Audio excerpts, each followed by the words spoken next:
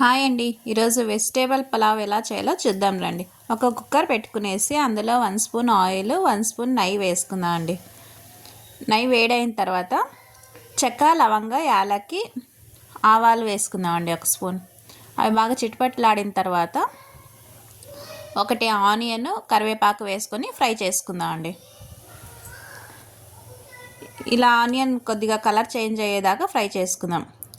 ఆలోగా మనం మిక్సీ పట్టుకుందాం అండి. గుప్పెడంతా పుదీనా, కారానికి సరిపడా గ్రీన్ చిల్లీ, కొద్దిగా అల్లం, కొన్ని వెల్లుల్లి, కొద్దిగా కొత్తిమీర, ఇవన్నీ వేసుకొని బాగా మిక్సీ పెట్టుకుందాం అండి. కొద్దిగా కరివేపాకు కూడా వేసినాను. అదంతా మిక్సీ పెట్టుకుందాం అండి. ఇప్పుడు సన్నగా కట్ చేసుకున్న క్యారెట్, ఆలుగడ్డ, 2 టమాటో, పచ్చి బఠాణీ, బీన్స్ అండి. ఆనియన్ బాగా వేగిన తర్వాత ఈ వెజిటేబుల్ అన్నీ వేసుకొని ఫ్రై చేసుకుందాం. ఒక 2 మినిట్స్ ఇలా ఫ్రై చేస్తామండి వెజిటేబుల్ అన్నీ. చూడండి ఇలాంతా బాగా ఫ్రై అయింది కదా. ఇప్పుడు ఇందాక మనం రుబ్బి పెట్టుకున్నాం కదా పుదీనా పేస్ట్, అది వేసుకుందాం. ఈ పుదీనా పేస్ట్ అంతా వేసుకొని పచ్చివాసన పోయేదాకా ఫ్రై చేసుకుందాం అండి. మనకి కారం ఎంత కావాలో అన్ని గ్రీన్ చిల్లీ వేసుకోవాలండి. మళ్ళీ ఇంకా దీంట్లో రెడ్ చిల్లీ పౌడర్ మేము యాడ్ చేసే పని లేదు. అలాగే రుచికి సరిపడా సాల్ట్, కొద్దిగా గరం మసాలా,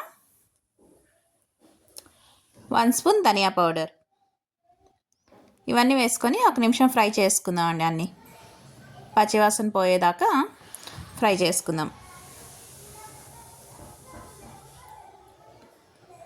ఇలా అంతా బాగా ఫ్రై అయింది కదా.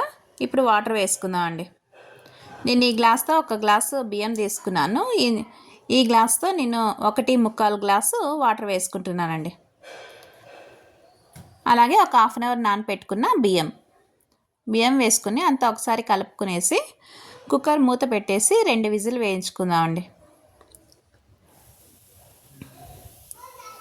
చూద్దాం అండి, 2 విజిల్ అయిపోయింది.